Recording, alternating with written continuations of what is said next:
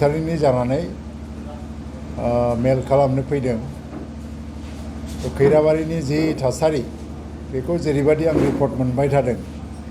जे इउपिपिएलनि कैंडिडेट बाबुल मोसाहारिया देरहासारनायनि लामायाव दंबाय थायो। थांनाय 17 बोसोराव बीपीएफनि कैंडिडेट लोमसाव दैमारिया जोबोद खामानि मावनायनि मोनसे खाबु मोनदोंमोनब्लाबो खैराबारि ओनसोलखौ डेभेलप खालामनायाव बिथाङा नांगौबादि खामानि मावनो हायाखै। 17 बोसोराव सेंट्रेल गभर्नमेन्टनिफ्राय स्टेट गभर्नमेन्टनिफ्राय जिखिनि थाखा फैदों बिटिसिआव बेनिफ्रायबो नांगौबादि बाहागो नांगौबादि जि मोनसे ग्रान्ट्स फाइनान्शियल सेंक्शन खैराबारि ओनसोलनि थाखाय बिथाङा लाबोनो हायाखै। दाबो खैराबारि टाउना 25 बोसोर आगोल जेरै दंमोन बेबायदिनो दङ। बिनि सोलोंथाइनि थासारिफ्रा गाहाम नङा, लामा सामाफ्राबो एसेबां जौगानो हायाखै, दालांनि जेंना दङ आरो बयनिख्रुइ देरसिन जेंनाया जाहैबाय मानसिफोरनि रांखान्थि थासारिया गाहाम नङा। दासिमबो गोरिब थाखोनि मानसिफ्रा बेवहाय गासैबो हारि माहारिनि गेजेराव गोबांथार दं। 17 बोसोराव बीपीएफनि लोमसाव दैमारिया गासैबो पावारखौ मोनसेयावबो बेफोर खामानिखौ मावफुंनो हायैनि थाखायनो रायजो राजाफ्रा बीपीएफ हान्जाखौ जोगारनायखौ नुनो मोनदों। गासै 40टा समष्टि बिटिसिनि बेवबो इउपिपिएलनिनो मोनसे बार बारनायखौ नुनो मोनदों। फार्स्टनि सेरफांनिफ्राय लानानै श्रीरामपुरसिम आङो गिदिंबाय आरो इउपिपिएलनि आफादगिरि प्रमद बर'आबो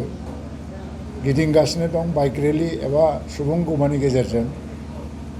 लाख लाख जि रायजो राजाफोर बिसोरनि जि मदद आरो इउपिपिएलनि फारसे फोथायनायखौ दिन्थिदों जेरैबादि, बे हिसाबै फैगौ जे 7 तारिख डिसेम्बराव उदालगुरि आरो बाक्सायाव गिबि खोलोबनि जि बिसायख'थि जानो थांगासिनो दं बिटिसिनि, बेवहाय गासै 21 समष्टियाव बिसायख'थिया जाग्रोगोन आरो बिनि गेजेराव दा इउपिपिएलआ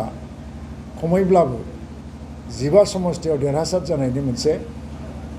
थासारिखौ जों नुनो मोनदों। गासै 35 लाखसो मानसिफोर थायो बिटिसिआव,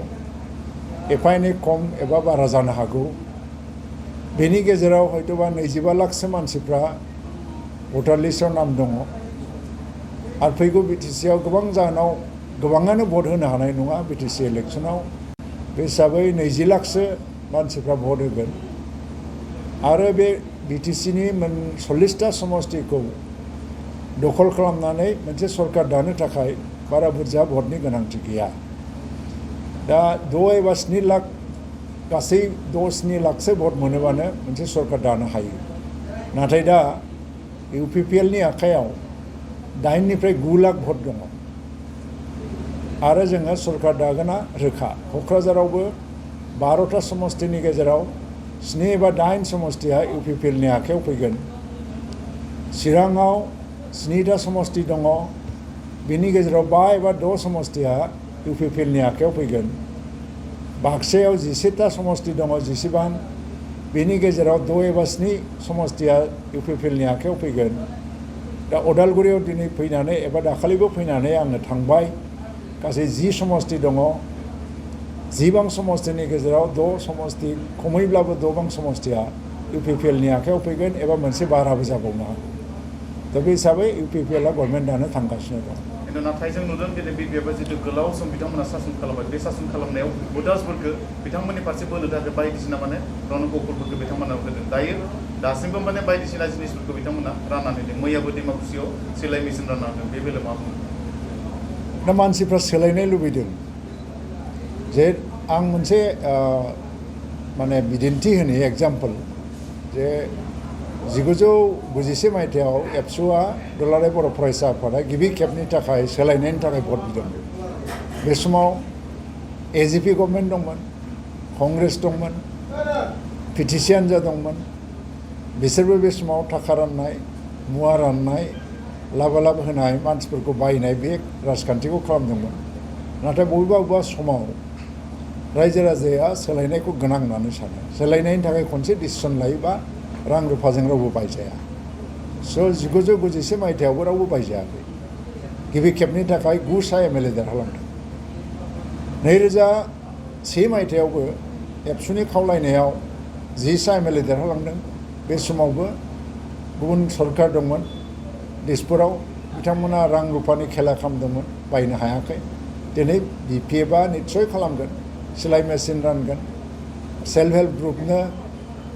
पार्सनेल एकाउन्टआव 10,000 फैसा सोनानै हरनाय बेनि मोनसे खोथा होदों बिथांमोना आरो माने बेंक एकाउन्ट नाम्बार माने पान कार्ड नाम्बार बिनाय खोनादों आङो बेफोर रांफ्रा गरसेबो हाबनाय नङा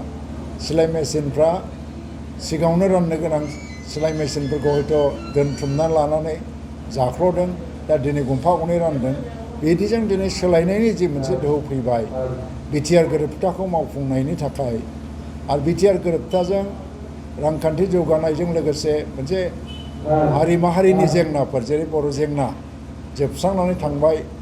मोनसे जारिमिनारि गोरोबथा बाहाय एनसारनायनि जारिमिन माने लोब्बा जानानै दङ एनडिएफबिनि जारिमिना 35 years बा 34 years सोमावसारनायनि जारिमिन दिनै मोनसे गोरोबथानि गेजेरजों मोनसे जाफुंसारनायनि जारिमिन दानांगौ फारसेथिं दुलाराय बर' फरायसा आफादा बे गोरोबथायाव माने सहि होदों दा बे समाव रायजो राजानि जि बिबेक जे गोरबो आरो बे रां रुपा एबा सिलाइ मेसिनजों रावबो बायजानाय नङा बिपिएफआ बेफोरखौ खालामनानै ओरैनो बिस्रा राहा गैला जेबो जन समर्थन गैया बा गणभित्ति गैया गोमालांजोब्बाय कर्मीफ्रा खारजोब्बाय सारा बिटिसि ओनसोलाव दिनै बिराद बुरजा बिपिएफ कर्मीफ्रा इउपिपिएलआव जयेन जाबाय आरो बिसोरो गोबां थगायनानै गोबां मानसिफोरखौ एनडिएफबिनि केडार्सफोरखौ माने बिपिएफ फारसे लांदोंमोन नाथाय मैया फ्राय 1,000सो एनडिएफबिनि जि सावरायग्रा हान्जा बिथांमोननिफ्राय 1,000सो केडार्सफ्रा इउपिपिएलआव जयेन जादों दा बेल' नङा आदिबासिनिफ्राय जयेन जाबाय आदिबासिनि गेजेराव मोनसे बारबाय दिनैहाय मुसलमान राजबंशी असमिया गासिबो इउपिपिएलआव जयेन जादों गासिबो हारि माहारिनि मानसिफ्रा ओंखायनो इउपिपिएलनि गभर्नमेन्ट दागोना रोखा आरो बेखौनो गिनानै बिसोरो रां रुफाजों मानसिफोरनि गोसोखौ बायनो नाजादों रायजो राजाफ्रा सांग्रां जाबाय इउपिपिएलनि भलान्टियार्सफ्रा न'खर दं दा गामि दं रावबो हानाय नङा दादागिरि खालामनो आगोलाव बिसोरो गोबां राहाजों भटखौ सिख'नानै देरहासार जादोंमोन हाग्रामा महिलारिया गावखौनो गाव राजा होननानै सानदोंमोन बिटिसिनि आरो जाय मानसिया गावखौ राजा होननानै सानदों गावनि हादोराव गाव जेननायखौलाय मालाथो सिखार खालामनो बे थैनानै थांजासिम जोबजासिम गावखौनो राजा होननानैनो लाबाय थागोन बियो दा बे बाथ्राफ्रा जेबो नङा गावनि मान सन्मान बेखौ बासायनो थांनानै बे बाथ्राखौ बुंदों आरो गावनि जे मावथिफोर बिपिएफनि कर्मीफोर बिसोरनि गोसोनि बोलो सोनानै होनो थाखाय बे बाथ्राफोरखौ बुंदों नाथाय बियो 10 तारिख डिसेम्बराव इलेक्सन जागोन 12 तारिखआव जि रिजाल्ट ओंखारगोन आरो हाग्रामा महिलारिनि बे दाबिया सिर'दिननि थाखाय हयतोबा जोबनानै थांगोन जे बिपिएफआ गभर्नमेन्ट दानायनि जि दाबि बे दाबिखौ आरो खुनुदिन खालामनो हानाय नङा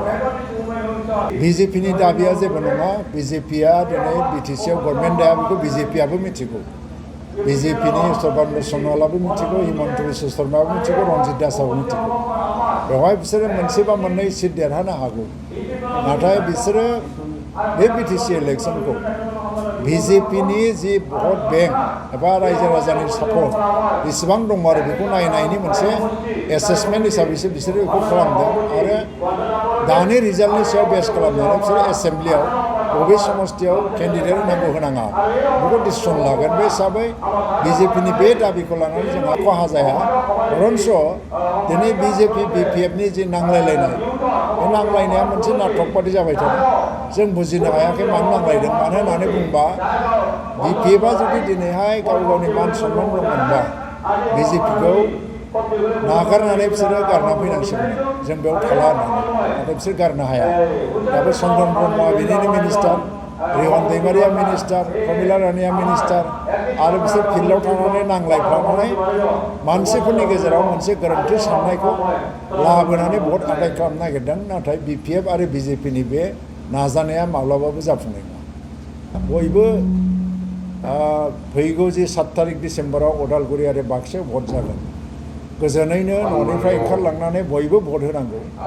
भटखौ होआब्लानो थानो नाङा मानो होनबा बे गणतन्त्रनि अधिकार आरो सोलायनाया बेसेबांबा गोबावनि उनाव फैयो आरो बे सोलायनायनि जि दाहारा जेला फैयो बेखौ रायजो राजाफ्रा जुदि थिग समावनो बुजिनानै नाजावनानै लानो रोङाबा गोबां गिदिर भुल जालाङो गोरोन्थि जालाङो दा बे सोलायनायनि दाहारखौ जों नाजावनांगौ UPPLआ जिहेतु माने जि बिटिआर गोरोबथा बेखौ मावफुंनो थाखाय आखायाव लानानै आवगायबोदों जेला बेखौ मावफुंनायनि थाखाय खाबु होनांगौ होननानै आं खावलायो आरो रावजोंबो दावराव दावसि जानो नाङा आं बेखौबो खावलायो बयबो गणतान्त्रिक अधिकारखौ लानानैनो फैगौ 7 तारिख डिसेम्बराव भट होनांगौ लोगोसेयैनो जे प्रशासन আছে उदालগুৰি ডিষ্ট্ৰিক্টৰ আৰু ভেৰগাঁও সাব ডিভিজনৰ প্ৰশাসনকো মই অনুৰোধ জনাইছোঁ নিৰাপত্তা প্ৰদান কৰিবই লাগিব আৰু ভয় ভাবুকি ধমকি এইবিলাক আজিও চলি আছে এইবিলাক ৰোধ কৰিব লাগে মানুহক নিৰ্ভয়ে যাতে ভোট দিব পাৰে তাৰ কাৰণে সকলো ধৰণৰ প্ৰশাসনিক ব্যৱস্থা ভোটৰ দিনাও ভোট চেণ্টাৰবিলাকক নিৰাপত্তা প্ৰদান কৰা ৰেগিং ৰোধ কৰা এইবিলাকৰ প্ৰক্ৰিয়া এতিয়াৰ পৰাই আৰম্ভ কৰি পেলাই যাতে সকলো ধৰণৰ ব্যৱস্থা লোৱা হয় তাৰ কাৰণে মই প্ৰশাসনক অনুৰোধ জনাইছোঁ